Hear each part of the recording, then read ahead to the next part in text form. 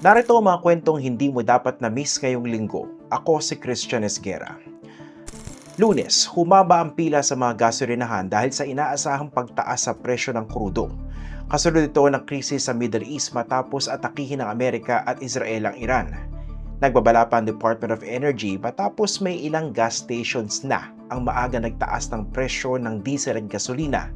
Halos ₱8 kada litro, kahit hindi pa araw ng adjustment. Karaniwan kasi ina-announce ang fuel price changes tuwing Lunes at ipinatutupad sa Martes. Tiniyak naman ng Department of Energy na may sapat na supply ang bansa at walang dahilan para mag-panic buying.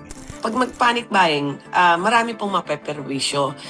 Kaya po binabantayan namin, sabi nga ng Presidente, no hoarding, no profiteering.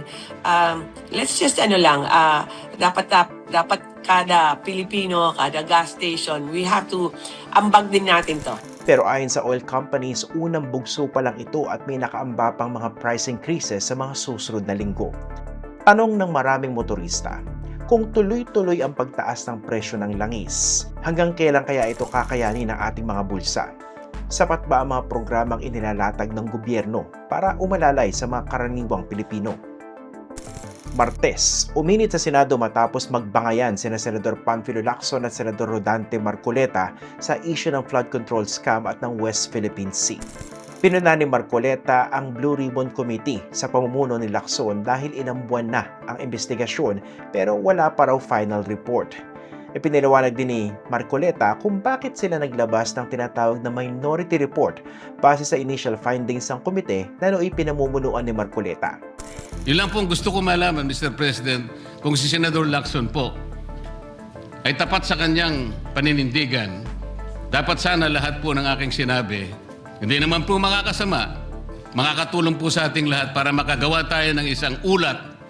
Sapagkat ngayon, kagaya po ng kanyang inamin, ang tagal na po nung sinirculate na ulat na sa online.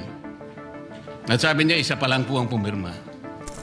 Inungkat pa ni Lacson ang hindi pagdeklara ni Marcoleta sa kanyang mga campaign contributors kahit inaming tumanggap ito ng pera na may tuturing daw na indirect bribery. Kinwestiyon din ni Lacson ang tila pagkampi ni Marcoleta sa China. So ayaw po ninyong malaman ang totoo, Ginoong Lacson? Kasi po, Mr. President, ang ipapalabas na naman niya, yung China, may karapatan dyan sa lugar na yan. Kaya ayoko na po marinig kasi ilang beses na po natin narinig yan, medyo masakit na sa tenga eh. Huwebes, tanggal na sa pwesto si Cristina Garcia Frasco bilang Tourism Secretary. Matatanda ang binatiko si Frasco dahil sa di umano'y mas pag-promote niya sa sarili kaysa sa iba't ibang tourist destination sa Pilipinas. Inappoint siya ni Pangulong Marcos bilang Presidential Advisor for Sustainable and Resilient Communities. Habang pansamantalang pamumunuan ni Berna Buensuceso ang Department of Tourism bilang Officer in Charge.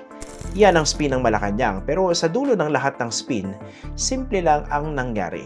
Sibak sa pwesto si Frasco at mukhang paminsan-minsan nakikinig din pala ang Malacanang sa mga kritisismo.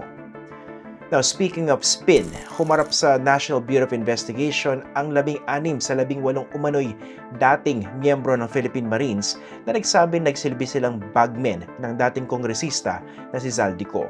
Sinabi na sila ng NBI kaugnay sa mga aligasyon ng bilyong-bilyong pisong kickbacks mula sa flood control projects. Ayon sa abogado ng si Labito Balicod, hindi raw sila suspect kundi mga testigong gustong ilabas ang katotohanan.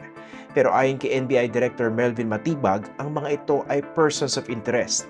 Ang gusto ng NBI, isa-isa magsumite ng kanilang affidavit ang 18. Malabo raw kasi na iisa ang kanilang recollection sa dami ng kanilang mga aligasyon sa naunang affidavit.